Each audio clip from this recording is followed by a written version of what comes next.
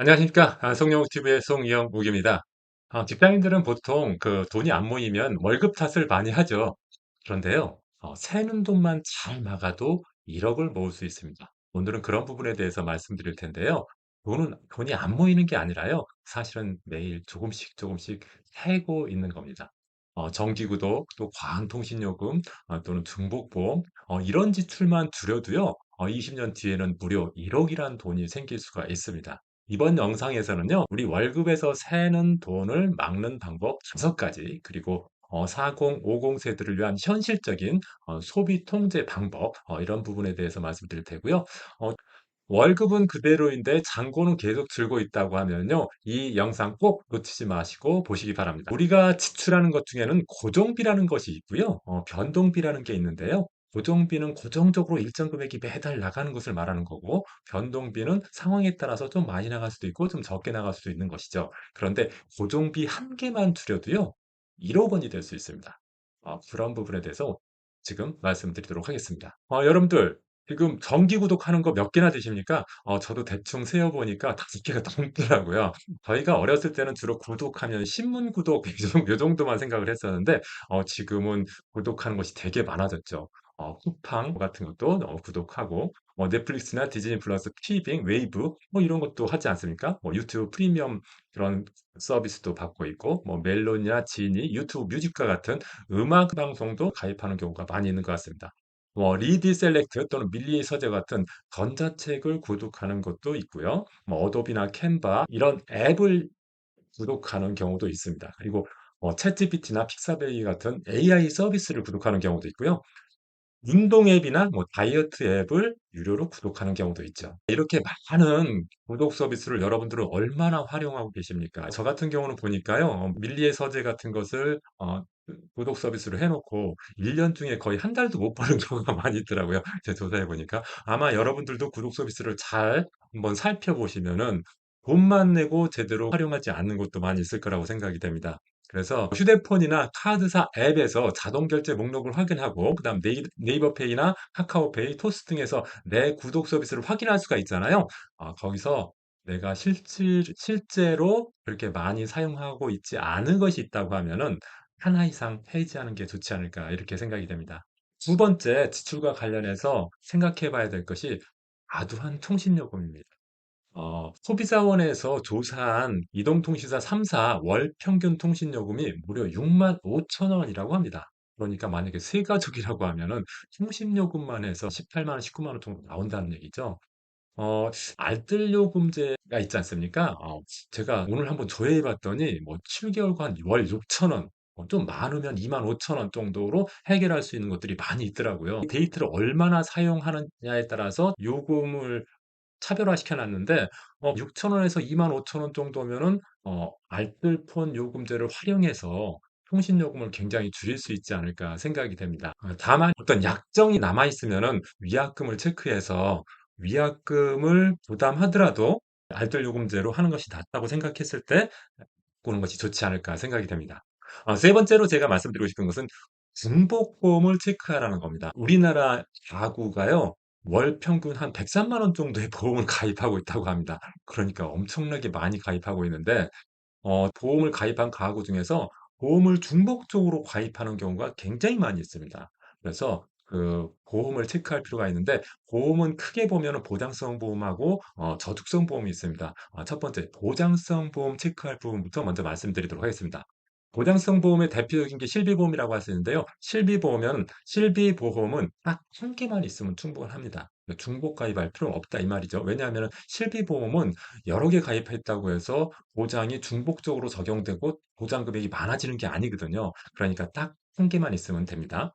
두 개 있다고 해서 보험금이 높아지지 않거든요. 상해보험, 질병보험도 대표적인 보장성 보험인데, 직장에서 이런 상해보험, 질병보험을 복지제도로서 단체보험을 가입한 경우가 있거든요. 그러니까 그 직장 내에 직원들을 위해서 어떤 상해보험이나 질병보험이 가입되어 있다고 하면은 굳이 내가 별도로 또 가입할 필요가 없겠죠. 혹시 가입하고 있다면 폐지해도 될 겁니다.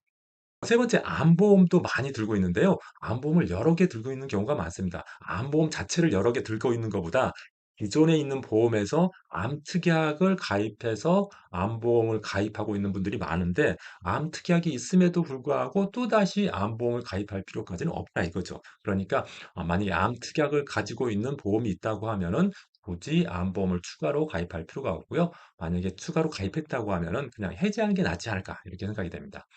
그리고 운전자 보험과 치아 보험이 있는데요. 이것도 많이 가입하고 있는데 목적이 뚜렷하지 않으면은 해지를 고려하는 것도 좋지 않을까. 물론 이런 보험이 나쁘다는 게 아니라요. 종잣돈을 모으고 노후 자금이 우선일 경우에는 이게 가성비가 좀 낮거든요. 그리고 가능하면은 저렴한 보험료로 가입할 수 있는 인터넷 보험을 활용하는 게 더 좋겠다. 이런 차원에서 말씀드리는 겁니다. 저축성 보험에 대해서 말씀드리겠습니다. 저축성 보험은요. 어떤 보장보다는 저축 기능에 더 포인트를 맞춘 보험이라고 할 수 있는데 수익률이 한 2% 이하면은 차라리 해지하는 게 낫다고 생각이 됩니다. 그리고 저축성 보험은요, 일반적인 사람은 가입하는 게 그렇게 적절하지 않고요.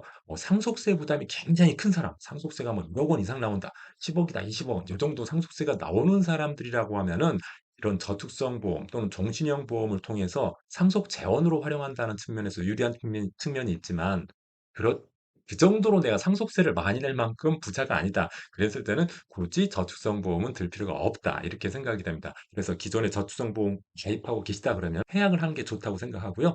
그 돈으로 차라리 다른 적금이나 펀드를 드는 게 좋겠다. 이렇게 생각이 됩니다. 그래서 저축 목적이라면은 저축의 축과 관련된 상품 또는 투자와 관련된 상품을 가입하는 것이 낫지 그것을 보험으로 해결하는 것은 적절하지 않다. 이렇게 생각이 됩니다. 그래서 만약에 저축성 보험에 100만 원 가입하고 있다 그렇다고 하면은 보장성 보험으로 한 10만 원 정도만 가입하고 나머지 90만 원 정도는 적립식 펀드 또는 ETF를 적립식으로 투자하는 거 이런 것들이 더 효율적인 방법이다라고 생각을 합니다.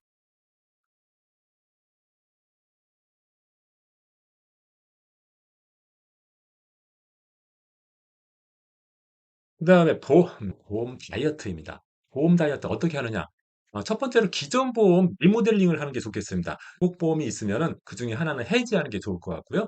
중복 특약도 있으면 해지하는 게 좋겠죠. 예를 들자면 수술 특약이나 입원 특약 같은 게 여러 보험에 중복적으로 돼 있다고 하면은 하나만 남겨 놓고 다 해지하는 게 좋겠고요. 그다음 주계약이 너무 크다. 그러면 주계약을 좀 줄이는 방법도 좋은 방법이 될 수가 있겠습니다. 두 번째는 인터넷 보험을 활용하는 방법인데요. 인터넷 보험은 일반 보험에 비해서 보험료가 크게 낮습니다. 한 5분의 1 또 10분의 1 정도밖에 안 되면서도 보장 혜택은 더 큰 보험들이 많이 있거든요. 그러니까 설계사를 통해서 보험을 가입하는 것보다 인터넷 사이트를 통해서 보험을 가입하는 것이 훨씬 더 유리하다고 할 수가 있겠습니다. 이런 부분에 대해서 제가 이전 영상에서 소개한 부분이 있기 때문에 그 부분을 좀 참조해 주시기 바랍니다. 그리고 월보험료 수준을 그럼 어느 정도로 하는 게 좋으냐? 이런 부분에 대해서 그 보험 쪽에 관계되신 분들은 월급이 한 10% 이하로 하는 게 좋다. 이렇게 말씀들을 많이 하시는데, 제가 생각할 때는 월급의 몇 프로 이렇게 기준으로 잡는 것보다는 1인당 10만 원 이하 이렇게 잡는 게 좋다고 생각합니다. 월급이 많으면 보험도 많이 들어야 되냐? 저는 그렇게 생각하지 않습니다. 월급과 상관없이 1인당 한 10만 원 이하 정도로 인터넷 보험을 활용하면은 굉장히 저렴하면서도 높은 보장을 주는 보험을 가입할 수가 있습니다. 보험을 많이 드는 게 중요한 게 아니라요. 제대로 가입하는 게 중요하다고 생각합니다. 보험 다이어트만 제대로 해도요. 매월 몇십만 원 새는 돈을 저축으로 활용할 수가 있습니다. 지금까지 말씀드린 것이 주로 고정비인데요. 고정비 줄여서 1억을 만들 수도 있습니다. 어떻게 만들 수 있느냐? 예를 한번 들어보겠습니다. 불필요한 정기구독 해지. 한 가족이 3인 기준으로 봤을 때요. 1인당 5천 원만 줄이면은 15,000원을 줄일 수가 있고요. 그다음에 과도한 통신비 65,000원 내는 것을 월 15,000원 정도로 줄이면은 매월 15만 원 정도가 줄어들 수가 있겠죠. 그리고 보험 다이어트를 통해서 15만 원 정도 줄이면은 매월 한 31만 5천 원 정도를 줄일 수가 있거든요. 이 고정비를 줄여서 만약에 3%짜리 적금에 가입한다 그러면은 30년 후에 무려 1억 6천만 원이나 됩니다. 굉장히 큰 돈인데 우리가 관리하지 않으면은 1억 6천만 원을 놓치는 것과 똑같은 것이 되겠죠. 두 번째는 이제 변동비에 대한 얘기인데요. 매달 쓰는 돈이 변동되는 돈을 변동비라고 볼 수가 있겠습니다. 이런 변동비에 대해서 딱 일주일만 기록해 보라고 말씀드리고 싶습니다. 예를 한번 들어보겠습니다. 6월 17일에 어떤 사람이 지출일지를 한번 써봤습니다. 오늘 먹은 커피 4,500원, 그리고 간식으로 한 3,800원 썼고요. 점심으로 10,000원 썼고, 회식비로 38,000원이 들어갔습니다. 그리고 회식하고 나서 택시비로 또 13,000원이 들어갔습니다. 그래서 오늘 총 들어간 돈이 69,300원이나 썼습니다. 변동비로 이렇게 많이 쓴 거죠. 이렇게 한 일주일 정도 매일매일 이 변동비를 한번 적어 보시기 바랍니다. 그럼 이렇게 지출을 적는 순간에 소비가 자동적으로 줄어들게 됩니다. 여러분들이 쓰지 않았을 때는 몰랐던 여러 가지 지출들이 있거든요. 그럼 뭐 나의 지출을 이렇게 하나씩 쓰기 시작하면은 소비는 자동적으로 줄어든다는 것을 저는 경험을 통해서 알고 있습니다. 여러분들도 한 일주일만 지출일지, 매일매일의 지출일지를 한번 써보시기 바랍니다. 이렇게 매일 지출일지를 쓰다 보면은 나의 소비 패턴을 파악할 수가 있거든요. 예를 들자면 커피를 매일 아침마다 한 잔 하는 겁니다. 그래서 4,500원씩 들어가는데 한 달이면 그것도 13만 5천 원이나 되고요. 간식을 점심 식사하고 나서 항상 먹는 것이 습관화돼 가지고 3,800원씩 쓰고 있는 겁니다. 그럼 그것도 한 달이면 11만 4천 원이 되고요. 점심이야 뭐 매일 뭐 사 먹겠죠. 그리고 친구들 만나거나 아니면 동호회 사람들을 만나서 한 일주일에 한두 번씩 회식을 하는 겁니다. 그래서 거기에 38,000원이 들어가는데 한 달이면 이것도 22만 8천 원이 되고요. 주로 회식을 하고 늦게 귀가하는 경우에 택시를 타게 되는데 한 달에 한 3번 정도 타게 되면은 그것도 한 39,000원 정도가 됩니다. 이렇게 주기적으로 반복되는 소비가 보인다면은 세 가지 유형으로 한번 구분해 보시기 바랍니다. 습관적인 소비인지, 대체가 가능한 소비인지, 없애도 될 소비인지, 이런 것들을 한번 판단해서 습관적인 소비는 습관을 바꿔보려고 노력해야 될 거고, 대체 가능한 소비가 있다고 하면은 다른 걸로 대체해서 금액을 좀 줄일 수 있는지 한번 확인해 봐야 될 거고, 없애도 될 소비가 있다고 하면 단호하게 없애는 것이 유리하다고 볼 수가 있겠습니다. 그래서 만약에 커피가 습관성 소비다 그랬을 때는 뭐 예를 들어서 대체할 수 있는 방법으로 어떤 텀블러 드립백을 직접 내려서 한 잔에 한 600원 정도로 해결할 수 있는 방법을 만든다든지, 또 무의식적으로 편의점 간식을 한다고 하면은 뭐 회사에 있는 견과류나 미니 간식통을 활용해서 좀 줄인다든지, 점심 외식도 한 일주일에 한두 번 정도는 내가 도시락을 싸간다든지 이런 방법을 생각할 수도 있을 거고요. 회식도 무조건 의무적으로 참석할 게 아니라 뭐 간간히 참석하는 방법을 생각할 수도 있고요. 참석하더라도 1 차만 참석하고 2 차는 안 가고 1차 후에 귀가하는 방법을 선택할 수도 있겠죠. 택시는 또 대중교통보다 5배 정도 비싸니까 가능하면 대중교통을 이용하는 방법을 생각하거나, 아니면은 지갑길에 동승 앱을 활용하는 방법도 있다고 생각이 됩니다. 불필요한 지출을 통제하는 아주 신박한 방법들 몇 가지 한번 알아보도록 하겠습니다. 우리가 휴대폰을 꺼내서 보통 결제를 많이 하잖아요. 그래서 휴대폰 잠금 화면에 메모 문구를 하나 설정하는 것도 좋은 방법입니다. 예를 들어서 휴대폰 잠금하고 딱 켜면은 결제는 쉽지만 후에는 오래 가는 거 알지? 이런 메모를 하나 넣는 것도 좋은 방법이 될 수가 있겠고요. 현금 전용 요일을 만드는 것도 하나의 방법이 될 수가 있습니다. 예를 들자면은 수요일에는 현금 10,000원만 가지고 난 이것만 쓴다. 이렇게 한번 계획을 세워서 실천하는 방법도 있을 수가 있고요. 무지출 데이 챌린지라고 해서 일주일에 한 번 정도는 나는 오늘은 지출 안 하겠다. 선언을 하고 SNS에서 인증하는 방법도 있을 수가 있겠습니다. 그리고 장바구니 24시간 보관. 우리 쿠팡 같은 데 장바구니 일단 담아 놓고 하루 동안 한번 참아 보는 거죠. 장바구니에 담지도 않고 바로 결제해 버리면은 그만큼 소비 통제가 안 될 수 있기 때문에 이런 방법도 한번 사용해 볼 만하다고 생각이 되고요. 불필요한 소비를 안 했을 때 1만 원씩 적금하는 방법도 아주 좋은 방법입니다. 그래서 내가 불필요한 소비를 안 했으면 나에게 선물을 1만 원 적금으로 하는 거죠. 그러면은 그 1만 원이 쌓이고 쌓여서 또 좋은 종잣돈이 될 수가 있다고 생각이 됩니다. 절약은요, 자존심이 아니라 기술이라고 생각이 됩니다. 남의 눈치 보는 것보다 내 통장의 눈치를 보는 게 진짜 부자 되는 첫걸음이라고 생각됩니다. 오늘은 지출 통제에 대한 내용을 많이 말씀드렸는데요. 이러한 지출 통제만 잘 해도 노후자금 1억에서 3억까지도 여러분들이 모을 수가 있습니다. 다만 지금부터 실천하는 게 중요하죠. 조그만 돈이라고 해서 그냥 우습게 생각할 게 아니라 그것을 절약하는 것을 습관화시키면은 그것이 1억이 되고 3억이 됩니다. 그래서 똑같은 월급을 받아도 어떤 사람은 5년 만에 10년 만에 1억을 달성하는데 어떤 사람은 5년, 10년이 돼도 1억을 못 만들죠. 그 이유는 바로 이런 불필요한 지출, 습관성 지출을 통제하지 못하기 때문에 그렇습니다. 여러분들도 이러한 불필요한 지출, 습관성 지출을 잘 통제해서 공잣돈 1억에서 3억, 5억을 만들 수 있었으면 좋겠습니다. 오늘 영상이 도움이 되셨다고 하면은 구독, 좋아요 부탁드립니다. 감사합니다. 얼마 전에 제가 동창 모임에 갔는데요. 어떤 친구가 퇴직을 했는데 한 월 한 500 정도 벌었으면 좋겠다 그런 얘기를 하더라고요. 보통 실제 퇴직 시점은 50대 전후인데요.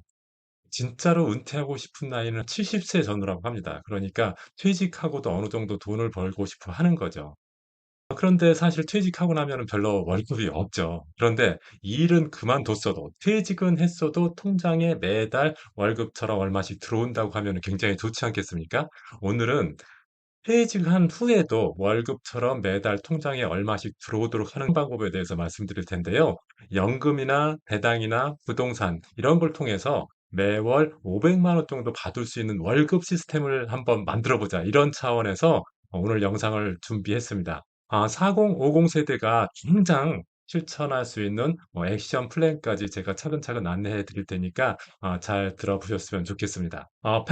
평균 수명 100세 시대라고 하죠.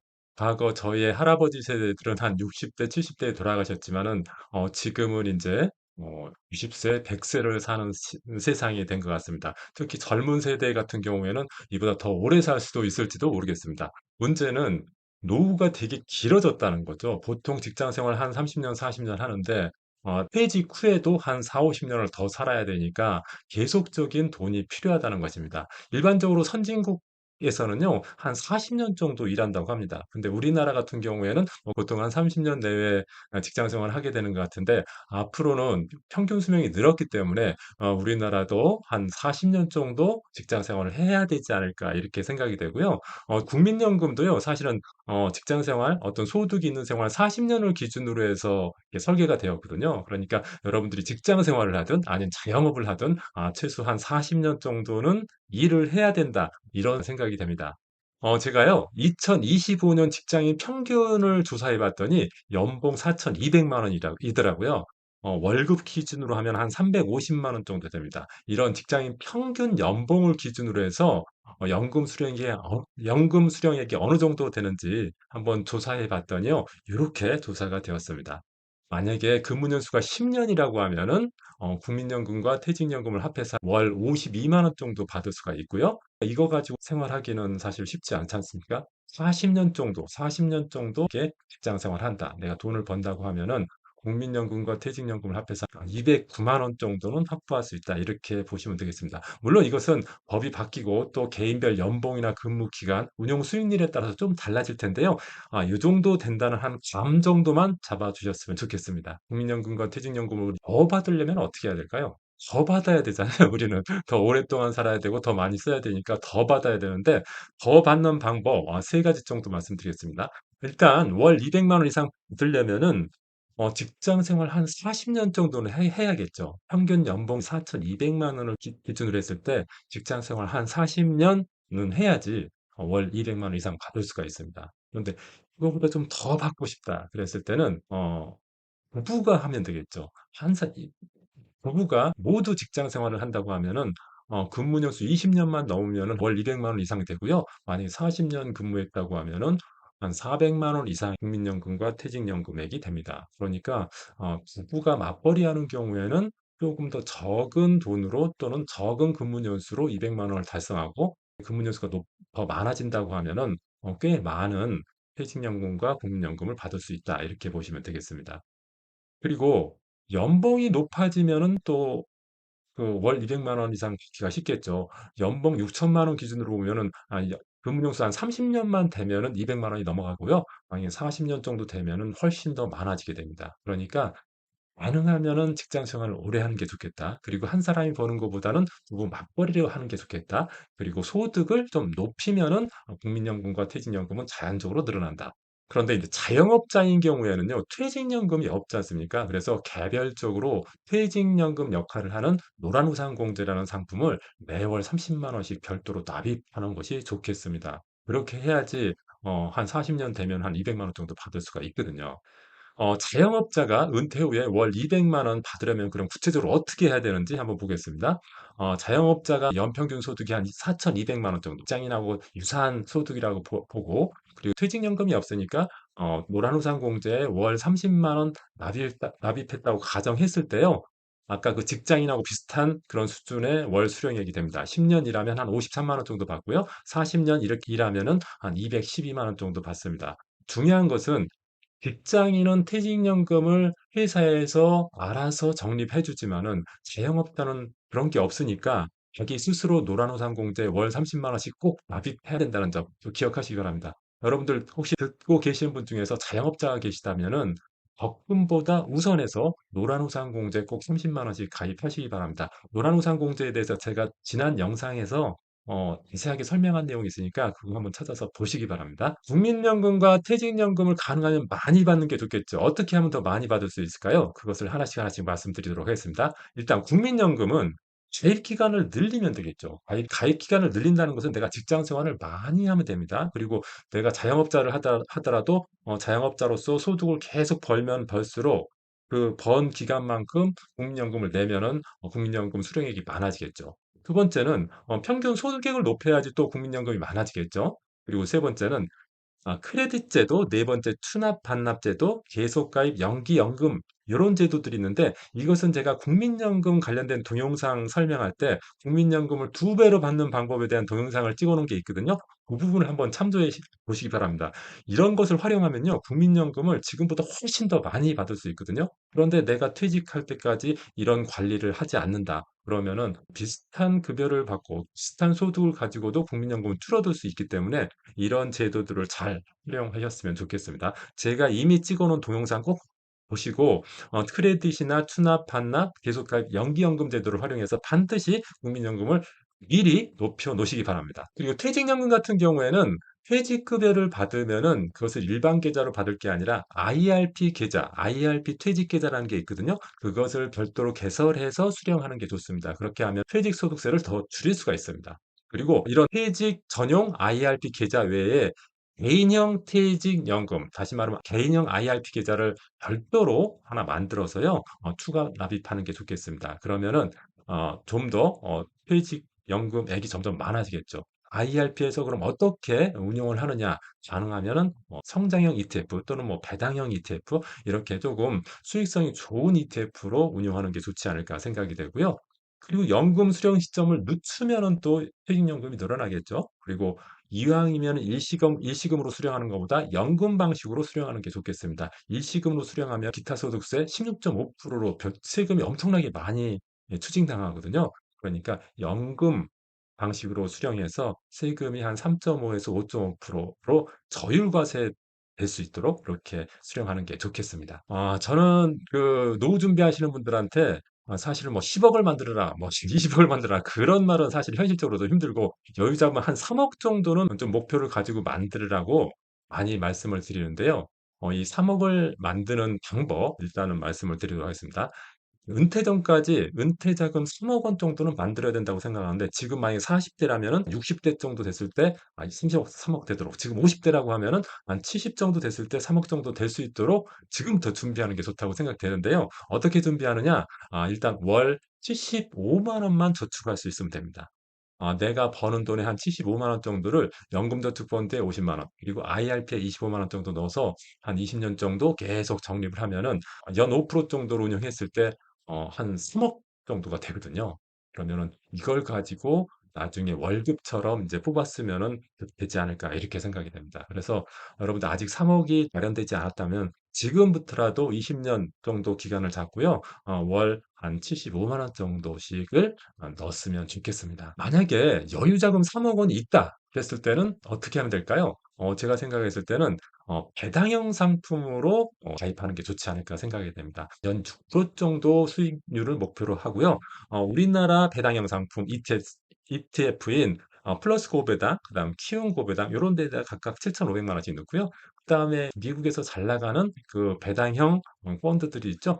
슈드, 그다음 제피 이런 상품에 7,500, 7,500 이렇게 나눠서 우리나라의 반, 미국의 반 요렇게 투자해 놓고 한 계속 배당을 받아가면 되지 않을까. 그렇게 하면은 연수익률 6%로 가정할 때 매월 150만 원씩 수령이 가능하거든요. 그러니까 이런 점들을 여러분들이 잘 착안하셔 가지고 배당형 상품으로 연금처럼 받을 수 있는 상품으로 3억 원을 운용하는 것이 좋지 않을까 생각이 됩니다. 부동산으로 월급을 만들 수 있는데 부동산 같은 경우에는 주택연금을 활용해서 만들 수가 있습니다. 내 집은 그대로 쓰면서 월급처럼 노후 현금 지급을 받을 수 있는 상품이 주택연금이라고 할 수가 있는데요. 주택연금 월 수령액이 한 어느 정도 되는지 한번 알아보도록 하겠습니다. 여러분들 주택연금은 언제쯤부터 받는 게 좋을까요? 제가 생각했을 때는 너무 일찍 받는 것보다는 한 70세, 75세 정도에 받는 게 좋지 않을까 생각됩니다. 왜냐하면 일반적으로 퇴직하고 나서도요, 한 69세, 70세까지는 계속 돈을 번다고 합니다. 그렇게 희망하기 때문에 한 실제로 돈을 벌지 못하게 되는 때, 그때부터 이제 주택연금을 받는 게 좋지 않을까 생각되고, 너무 일찍 받는 것은 저는 추천하지 않습니다. 그렇다고 하면은 한 어느 정도 받을 수 있는가를 한번 보겠습니다. 예를 들어서 그 70세에 받는다 그랬을 때 만약에 집값이 3억 원이면은 매월 90만 원씩 받을 수 있습니다. 꽤 많죠? 짜리라 5억 원짜리 집이라고 하면은 150만 원을 매월 받을 수가 있고요. 7억 원짜리면 210만 원, 12억 원짜리면은 330만 원이나 받을 수 있습니다. 근데 조금 더 늦춰서 만약에 75세부터 받는다 그러면은 3억 원짜리 집이라도 110만 원을 받을 수가 있고요. 5억 원짜리면은 190만 원, 260만 원, 12억 원이면 350만 원을 받을 수 있습니다. 그러니까 이 주택연금을 활용하는 방법도 굉장히 좋은 방법이 아닌가 생각이 됩니다. 물론 이렇게 주택연금으로 활용하면 자식한테 집을 상속할 수 없다는 단점이 있을 수도 있는데, 그래도 노후의 생활을 위해서 주택연금을 최후의 보루로 활용하는 것은 굉장히 중요하다고 생각이 됩니다. 은퇴 후 나만의 월급 시스템 지금 당장 한번 여러분들 준비해 보시기 바랍니다.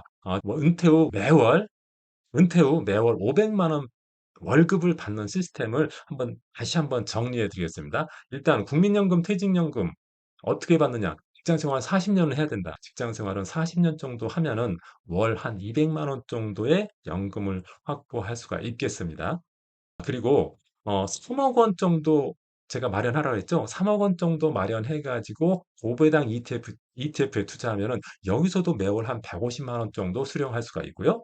그리고 주택연금을 만약에 70세부터 받는다. 만약에 5억짜리 주택인데 70세부터 받는다. 그러면은 여기서 또 한 150만 원 정도 나오거든요. 이렇게 해서 국민연금과 퇴직연금에서 한 200만 원, 그다음에 배당 투자로 한 150만 원, 주택연금에서 한 150만 원 정도 받으면 500만 원이 되죠. 그래서 여러분들이 꼭 하셔야 될 것은 직장 생활 또는 자영업자라면은 내가 소득 생활을 한 40년 정도는 한다. 그리고 그동안에 한 3억 원 정도는 모아둔다. 요런 생각을 가지시고요. 그리고 내가 은퇴하기 전까지 집 한 채는 마련한다. 요 세 가지만 준비하면은 매월 그래도 500만 원 정도의 월급 같은 연금을 받을 수 있지 않을까 생각이 됩니다. 이런 것을 하나씩 하나씩 조립하면은 은퇴 후에도 월급 나오는 시스템이 되는 거죠. 여러분들도 충분히 만들 수 있다고 생각이 되고요. 지금부터 하나씩 하나씩 준비하셨으면 좋겠습니다. 오늘 영상이 도움이 되셨다면요. 구독, 좋아요, 알림 설정 부탁드립니다. 고맙습니다. 제가 주변에서 보면요. 곧 이제 은퇴하실 분들, 퇴직하실 분들이 많이 있습니다. 근데 그런 분들이 걱정하시는 것은 지금 투자해도 될까? 이런 걱정을 많이 하시는 것 같습니다. 나이가 많이 들어서 어떤 리스크를 부담하고 투자한다는 것이 굉장히 위험하다고 생각하는 거죠. 그리고 그러다가 망하면 어떻게 될까? 이런 걱정을 하시는 것 같습니다. 하지만 이런 부분도 생각하셔야 될 것 같습니다. 보통 50대, 60대 정도 되면은 우리가 퇴직할 나이인데 그 시점은 인생의 한 전반전 정도 끝난 거죠. 사실 후반전이 남아 있지 않습니까? 평균 수명이 100세 시대라고 하고 지금 한 50세 정도 된다고 하면 앞으로 한 50년을 더 살아야 될지도 모릅니다. 그래서 지금 은퇴를 준비한다는 것은 앞으로 살아갈 절반의 인생에서 엔진을 준비하는 거하고 똑같거든요. 노후에는 어떻게 살아야 될까요? 우리가 돈을 벌기보다는 쓰면서 살아야 되잖아요. 아무래도 노후가 되면 돈을 벌기가 쉽지 않고 설령 번다고 해도 그렇게 많이 벌 수 있는 건 아니죠. 그래서 지금 투자하지 않으면은 노후가 돼서도 계속 일을 해서 돈을 벌어야 살 수 있게 되는 상황이 될 수가 있습니다. 그래서 지금 중요한 것은 투자를 해서 일하지 않아도 어느 정도 살 수 있는 여건을 마련하는 거, 이것이 중요하지 않을까 생각이 됩니다. 오늘은 노후에 대비해서 일하지 않아도 월급처럼 돈이 나오게 하는 그런 자산 구조를 만드는 방법, 이런 부분에 대해서 말씀드리도록 하겠습니다. 40, 50 세대 정도, 50대 정도 되면은 투자를 적극적으로 하기보다는 아주 돈이 안 깨지게 보수적으로 투자하라는 말들을 전문가들이 많이 합니다. 그런데 저는 개인적으로 그 말에 그렇게 동조하고 싶지 않습니다. 왜냐하면은 과거에 우리나라의 저축금리는 한 20% 정도 됐었는데요. 점점 떨어져서 지금 2%대거든요. 그러니까 과거에 만약에 돈을 1억 넣으면은 1년에 2천만 원을 받을 수 있었지만은 지금은 1억 넣어봤자 1년에 200만 원 나온다 이겁니다. 그러니까 예전에는 저축하는 게 우선이었죠. 그렇지만은 지금은 저축해서 물가 상승률도 못 따라갈 수 있기 때문에 그렇습니다.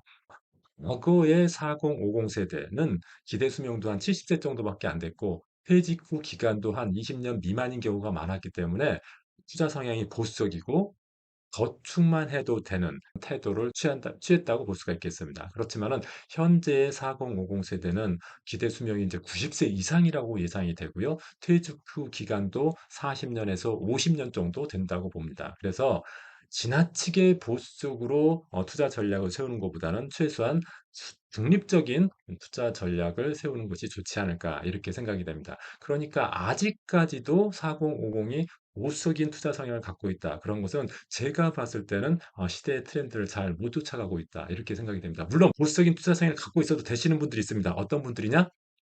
돈이 아주 많으신 분들, 몇십억, 몇백억의 자산을 갖고 있으신 분들은 그냥 보수적인 투자 성향을 갖고 있으셔도 노후 생활에 전혀 지장이 없지만 그렇지 못하신 한 중산층 이하의 사람들은 보수적인 투자 성향을 가지고는 노후 자산을 현명하게 관리할 수 있다고 볼 수 없습니다. 앞으로 40년 동안 버틸 돈 여러분들 가지고 계십니까? 어떻게 투자해야 될까요? 이런 고민을 하실 겁니다. 만약에 50세에 퇴직해 가지고 90세까지 사신다고 하면은 또는 100세까지 사신다고 하면은 40년 내지 50년 동안 버틸 돈이 있어야 되는데 그거 어떻게 투자해서 마련해야 될까요? 첫 번째는 예금에 100% 저축할 수 있는 방법이 있겠지만은 이자가 너무 낮죠. 2%대 이자 가지고 어떻게 40년을 버티겠습니까? 제가 볼 때는 이것은 현명하지 못한 선택이라고 생각이 되고요. 두 번째는 주식에 100% 몰빵하는 방법이 있을 수가 있겠죠. 이것도 현명하지 못한 방법 중에 하나죠. 주식이라는 게 계속 올라가는 게 아니라 중간중간에 변동폭이 굉장히 크기 때문에 스트레스 받으면서 노후를 생활을 하게 된다고 하면은 이것도 못할 일이죠. 그래서 이런 방법도 적당하지 않다고 생각이 되고요. 해법은 안정형 상품과 수익형 상품을 적절하게 반반씩 균형 있게 나누어서 관리하는 방법이 좋다고 생각이 됩니다. 나비 효과란 말 들어보셨습니까?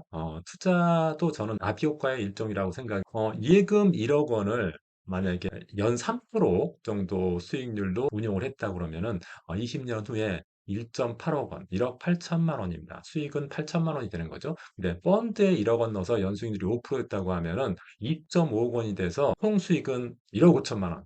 예금보다 한 7천만 원 정도 많아지고요. 만약에 ETF에 투자해가지고 7% 정도 연수익을 냈다고 하면은 20년 후에 무려 4억이 돼서 총 수익은 3억이 되고 예금보다는 2.2억이나 더 많은 수익을 얻게 되는 것입니다. 예금이 되게 안정형 상품이잖아요. 그리고 펀드나 ETF 같은 경우는 수익형 상품입니다. 물론 손실이 날 수도 있지만은 예금보다 훨씬 높은 수익을 낼 수 있는 수익형 상품이라서 이런 안정형 상품과 수익형 상품을 적절하게 배분해서 투자하는 것이 중요한 노후 자산 관리 방법이라고 생각이 됩니다. 만약에 40, 50 세대인데 1억이 있습니다. 이랬을 때 자산 포트폴리오를 어떻게 짜느냐? 이런 거 궁금하시죠? 이런 것을 제가 구체적인 예시를 들어서 한번 설명드리도록 하겠습니다. 조금 전에 말씀드렸다시피 자산을 균형 있게 짜는 게 좋다고 생각하는데요. 안정형 상품 50%, 그다음 수익형 상품 50%. 안정형 상품의 대표적인 것은 예금이 있죠. 예금의 한 20% 정도. 이왕이면 금리를 많이 주는 금융권을 찾아서 고금리 예금을 할 수도 있고요. 증권사의 CMA에 가입할 수도 있을 겁니다. 그리고 채권이나 인컴 상품 같은 경우도 되게 안정적인 상품이거든요. 주로 이자나 배당을 주는 상품이기 때문에 이러한 상품에 한 30% 정도 비중을 두는 것도 좋습니다. 국공채 ETF나 뭐 리츠 ETF 같은 것이 이런 안정형 상품에 해당된다고 볼 수가 있고요. 그리고 수익형 상품은 손해가 날 수도 있지만 큰 수익도 가능한 상품이라고 볼 수가 있는데, 첫 번째로 추천하고 싶은 것은 배당형 상품. 예를 들어서 고배당주, 배당을 많이 주는 주식 또는 고배당 ETF 이런 것들이 유용하다고 생각이 되고요. 성장형 상품의 한 20%, 예를 들자면은 우리나라에서 성장성 있는 업종이 반도체나 헬스케어 이런 쪽이잖아요. 그래서 반도체 ETF나 헬스케어 ETF 같은 것에 한 20% 정도 투자하는 것도 괜찮다고 생각이 되고요. 그리고 혁신형 상품, 요즘에 AI ETF, 로봇 ETF 이것은 굉장히 혁신적인 산업이라고 볼 수가 있고 수익이 나면 굉장히 많을 겁니다. 그런데 혹시라도 잘못되면 손해가 날 수도 있기 때문에 많은 비중을 두는 것은 좀 위험하겠지만은 한 10% 정도 배정하는 것은 좋지 않을까 이렇게 생각이 됩니다. 그런데 이런 자산 포트폴리오를 짤 때 여러분들이 주의할 것이 있습니다. 그것은 뭐냐면 첫 번째는 무리한 베팅은 자제하는 게 좋겠다. 뭐가 좋다고 해서 거기다가 너무 많은 비중을 투자하는 것은 좋지 않다는 것이죠. 그리고 ETF 중심으로 분산 투자하는 것이 좋습니다. ETF는요, 보통 거기에 투자되는 종목이 보통 50개에서 100개 정도 되거든요. 그래서 개별 종목 한 종목에 투자하는 것보다 일단은 위험도 적고, 그리고 리스크 관리도 잘 될 수 있도록 펀드 매니저가 관리하기 때문에 내가 투자하는 것보다 ETF를 운용하는 펀드 매니저가 투자하는 것이 훨씬 더 안정적이라고 볼 수가 있겠죠. 그래서 제가 생각했을 때는 40, 50대는 물론 주식 투자를 잘 할 수 있으신 분이라고 하면 직접 주식 투자를 해도 되겠지만은 대부분은 그렇지 못하지 않습니까? 그러니까 ETF 형태로 분산 투자하는 것이 좋다고 생각이 됩니다. 그리고 길게 보유할 수 있는 자산을 중심으로 설계하는 게 좋다. 보통 40대, 50대 되면은 짧게 투자하려고 많이 하는데 인생이 길어졌지 않습니까? 이제 90세, 100세까지 사는 시대다 보니까 10년 이상 투자할 수 있는 그런 상품 중심으로 자산 포트폴리오를 짜는 것이 더 유리하겠다. 이렇게 생각이 됩니다. 400 세대가요, 투자한다고 하면은 꼭 세 가지 기준은 가지고 투자하셨으면 좋겠습니다. 그 첫 번째가요, 시간 기준입니다. 시간 기준은 장기로 투자할 수 있는 능력을 가져야 된다는 겁니다. 장기 투자가 유리한 나이대는 언제가 가장 좋을까요? 보통 젊은 세대가 장기 투자가 더 유리하다고 생각하기 쉬운데 사실은 2030 세대는요, 결혼도 해야 되고 또 집도 사야 되고 애들도 키워야 돼서 사실은 장기 투자하기가 현실적으로 좀 불가능할 경우가 많습니다. 그런데 40대 후반이나 50대 초반 정도 되시면은 이제 애들도 어느 정도 크고 집도 있고 그리고 또 급여도 많아져서 장기 투자하기 더 유리한 나이대가 됩니다. 그래서 10년 이상 보유할 수 있는 주식 ETF의 비중을 한 50% 정도까지 높여도 좋지 않을까 생각이 됩니다. 그렇다고 해서 이 비중을 너무 많이 높이는 것은 좀 위험하겠죠. 한 50% 정도까지 높이는 건 괜찮다고 생각이 됩니다. 두 번째는요. 리스크 기준인데요. 리스크 기준과 관련해서 중요한 능력은 손실을 감수할 수 있는 능력입니다. 수익률 10% 나는 것보다요. 마이너스 10%를 감수할 수 있는 태도가 더 중요합니다. 투자에서는요. 손실을 볼 수 있다는 마음의 여유가 있어야지 투자할 수 있지. 나는 한 푼도 손해 나지 않겠다. 그러면은 투자할 수 없습니다. 그리고 투자하다가 굉장히 스트레스만 받습니다. 그리고 실패할 가능성이 굉장히 높습니다. 그래서 10년 이상 보유할 수 있는 주식 ETF 같은 비중을 높이면서 리스크도 관리하는 것이 좋겠다. 이렇게 생각이 되고요. 세 번째, 실행 기준과 관련해서 투자 관리 능력이 중요하다고 생각됩니다. 이것은 투자 시점과 보유 시점에 어떻게 행동하느냐의 문제인데요. 투자 시점에는 한 번에 베팅하는 것보다 나눠서 적립식으로 투자하는 방법이 좋겠다. 그래야지 좀 덜 위험하니까 그러는 거죠.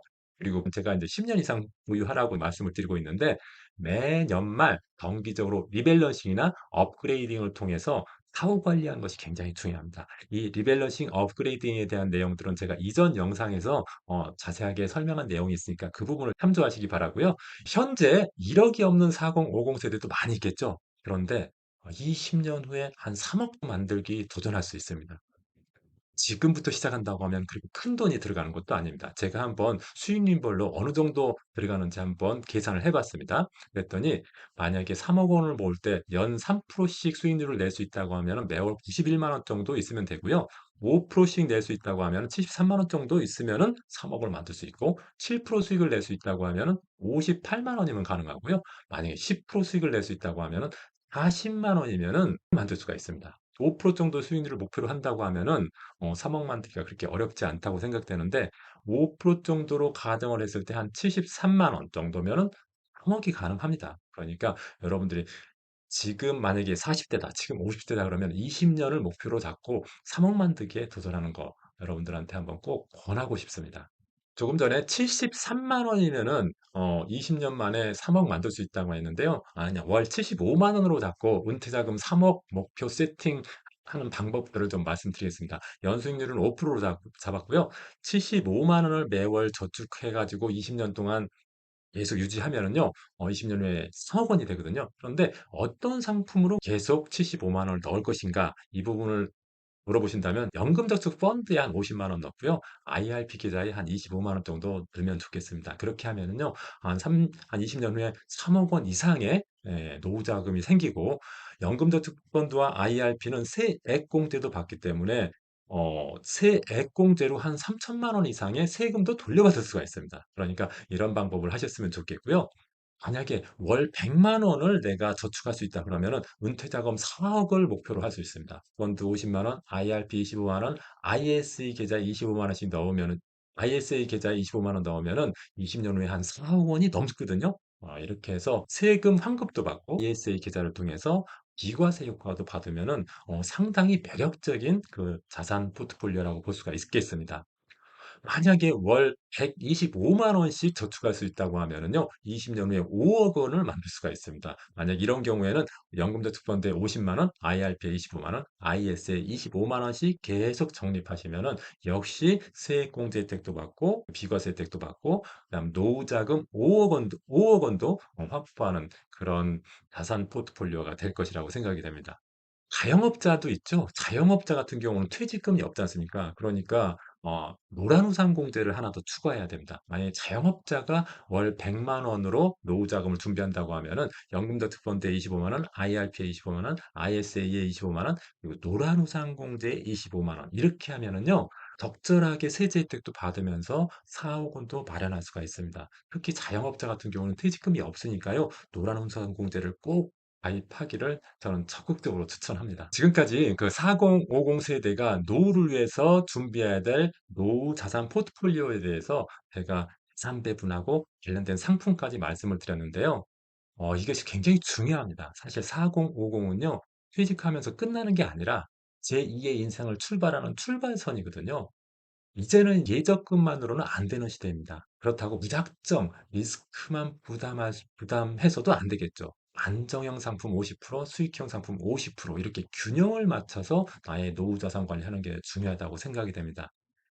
여러분이 만약에 40대, 50대라고 하면은 충분히 투자할 수 있는 나이고요. 단기 투자도 가능한 나이입니다. 노후는요, 기다리는 게 아니라 당신의 투자로 만들어가는 두 번째 인생이라고 생각이 됩니다. 노후에 일하지 않으려면요. 지금부터 노후 자산 포트폴리오를 잘 짜서 거기서 연금식으로 그리고 월급처럼 돈이 들어올 수 있는 자산 구조를 만드는 것이 굉장히 중요하다고 생각됩니다. 오늘 영상이 도움이 되셨다면 구독, 좋아요, 알림 설정 부탁드립니다. 고맙습니다. 오늘 4050 노후 준비 끝판왕 마지막 회입니다. 8회 마지막인데요. 마지막 시간에는 퇴직 후에 무엇을 할 것인가에 대해서 고민하는 시간을 갖도록 하겠습니다. 보통 직장 퇴직하면 50대 전후인데요. 50대 전후에 퇴직하고 나서 아무 일도 안 하는 사람은 거의 없는 것 같습니다. 대부분 50대 전후에 퇴직을 해도 무슨 일인가를 하는 것 같은데요. 나는 퇴직 후에 어떤 일을 해야 되는가 그런 고민들이 많으실 거라고 생각됩니다. 오늘 제가 그런 부분에 대해서 말씀드릴 테니까 여러분들한테 도움이 되는 부분이 있으면 잘 참조하시기 바랍니다. 퇴직 후 일에 대한 관점에 대해서 한번 생각을 해보겠습니다. 여러분들은 퇴직 후 일에 대해서 어떻게 생각하십니까? 어떤 분들은 그렇게 생각하시더라고요. 여태까지 일했는데 무슨 퇴직 후에 또 일하느냐. 나 진짜 일하고 싶지 않다. 이제 더 이상 일하고 싶지 않다. 그런 분도 계신데 꼭 그렇게 볼 것은 아닌 것 같습니다. 왜냐하면은 지금 일에 대한 개념도 바뀌었고 우리나라도 초고령 사회가 되면서 이제 살아갈 날이 너무너무 많아졌기 때문에 그렇습니다. 퇴직 후에 이 일을 할 수밖에 없는 이유 중에 하나가요. 경제적인 필요 때문에 그런 것 같습니다. 일반적으로 연금만으로는 생활하기 곤란하죠. 국민연금을 받는다고 해도 퇴직연금을 받는다 해도 그게 대부분은 충분하지가 않죠. 우리나라 60세 이상의 노인 중에서 43%가 노인 파산을 겪게 된다고 하니까 굉장히 경제적으로 부족한 것은 사실입니다.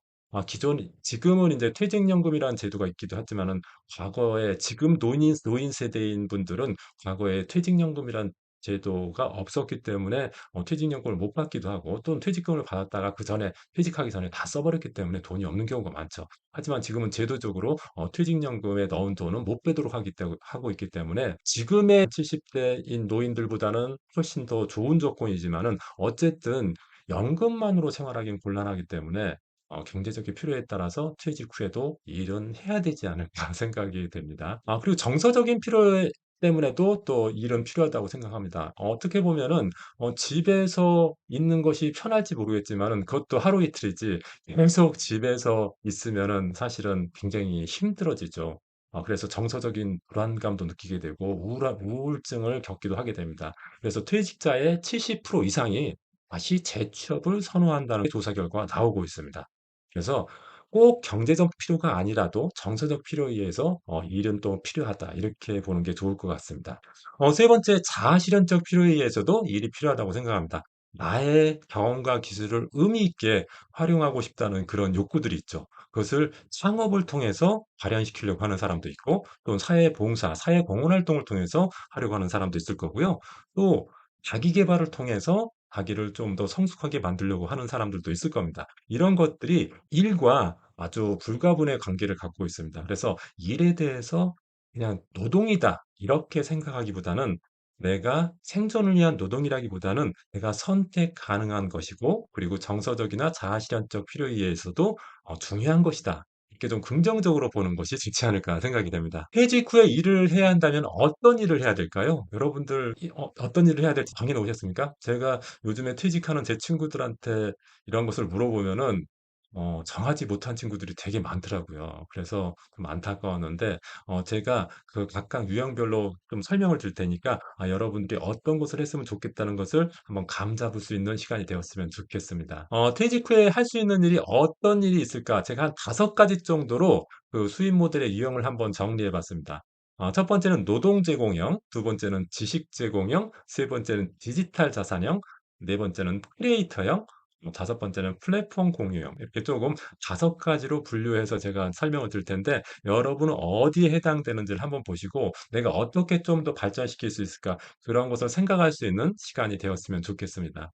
첫 번째 노동 제공형 수입 모델. 어떤 것을 말하냐면은 자신의 노동과 시간을 활용해서 수입을 올리는 유형입니다. 어떤 직업군이냐라고 하면은 뭐 대리운전을 한다든지 가사 도우미를 한다든지 또는 학원에서 강사 활동을 한다든지 뭐 캘리그라피 같은 거 공방을 운영한다든지 반찬 가게를 한다든지 도시락 배달을 한다든지 뭐 이런 것들을 말합니다. 이런 것은 자신의 노동을 통해서 그리고 시간을 투여해서 돈을 버는 것이죠. 어떤 특징이 있냐면은 즉시 돈을 벌 수 있다는 점이 장점입니다.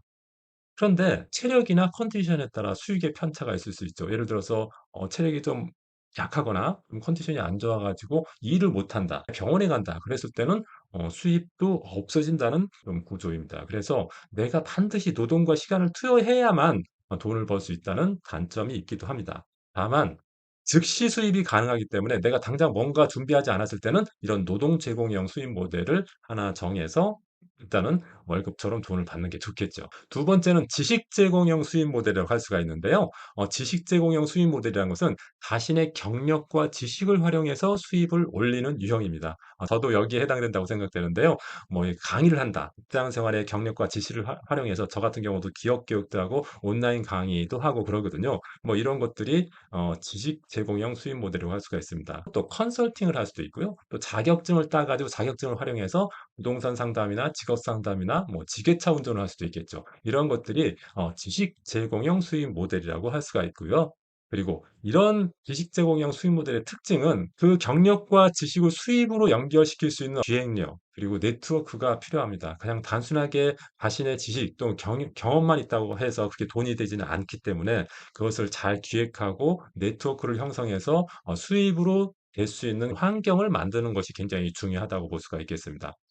그런데 정기적인 수입으로 정착시키는 데 시간이 많이 걸리죠. 저 같은 경우도 이제 강의를 제일 처음에 했을 때는 무료 강의도 많이 하고 저렴한 강의료로 강의를 했기 때문에 사실 그렇게 돈이 안 됐었는데 그게 인제 10 년, 20년 쌓이니까 인제 좀 돈이 되고 또 내 나름대로 매월 월급처럼 받을 수 있게 되었는데 이것이 정기적인 수입으로 이렇게 정착하려면은 시간이 굉장히 많이 걸립니다. 저 같은 경우도 한 10년 이상 걸렸으니까 어 이런 지식 제공형 수입 모델은 좀 좋게 적절하게 나의 노동과 시간을 쓴다는 장점이 있는 반면에 정기적인 수입으로 연결시키는데 시간이 오래 걸린다는 단점이 있습니다. 디지털 자산형 수입 모델 알아보도록 하겠습니다. 디지털 자산형 수입 모델은 디지털 콘텐츠 또는 파일을 한 번만 만들어 놓으면 무노동으로 수입을 얻는 구조라고 볼 수가 있겠습니다. 예를 들자면 이런 거죠. 전자책을 만들어서 판매하는 거. 전자책 한 번만 만들면 되죠. 그것을 뭐 수몽이나 이런 데다 올려 놓으면은 내가 더 이상 책을 쓰지 않아도 계속 거기서 팔리면서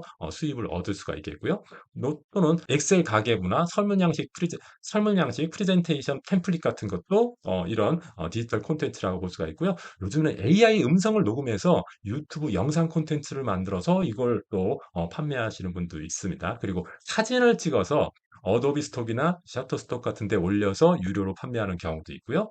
디지털 굿즈, 뭐 캘리그라피 작품이나 인스타 피드 템플릿 같은 것을 만들어서 이렇게 상품 형태로 판매하면은 이런 것들은 한 번만 만들어 놓으면 그걸 계속 얻을 수 있는 구조이기 때문에 굉장히 좋은 자산인 것 같습니다.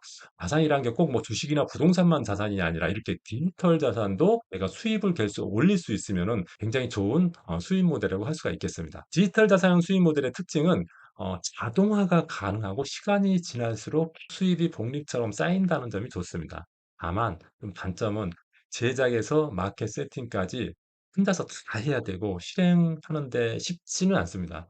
그런 부분이 좀 단점이긴 하지만은 요즘에는 도구들이 좋아져서 예전보다는 실행하기 훨씬 더 좋아졌으니까 이런 디지털 자산을 많이 만드는 것도 노후 준비에 굉장히 중요하다고 생각되고 특히 자신만의 독특한 그런 경험이나 지식 같은 게 있는 분들 또 자기만의 독특한 취미 이런 것들을 디지털 콘텐츠로 만들면은 돈도 된다. 이런 점들을 여러분들이 잘 인지하시고 여러분들 어떤 능력 중에 이런 부분이 있으면은 잘 활용하셨으면 좋겠습니다.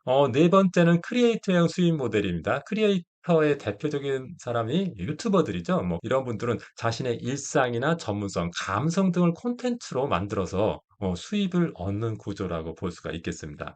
예를 들자면은 뭐 유튜버 또는 블로그 하는 사람들, 인스타그램으로 돈 버는 사람, 틱톡이나 브런치로 돈 버는 사람들이 있죠. 그런 분들은 이런 그 유튜브나 블로그를 통해서 어떤 광고 수입을 얻기도 하고 협찬을 받기도 하고 또 그런 데서 강의를 하기도 하죠. 그리고 전자책도 판매를 합니다. 그래서 크리에이터는 수입 구조가 되게 다양한 것 같습니다. 물론 크리에이터로 성공하기가 쉬운 것은 아니지만은 어쨌든 성공 수익 모델로서 성공만 한다고 하면은 수익 구조도 좋고 또 수익원이 되는 것도 굉장히 다양하게 만들 수 있다고 생각이 됩니다.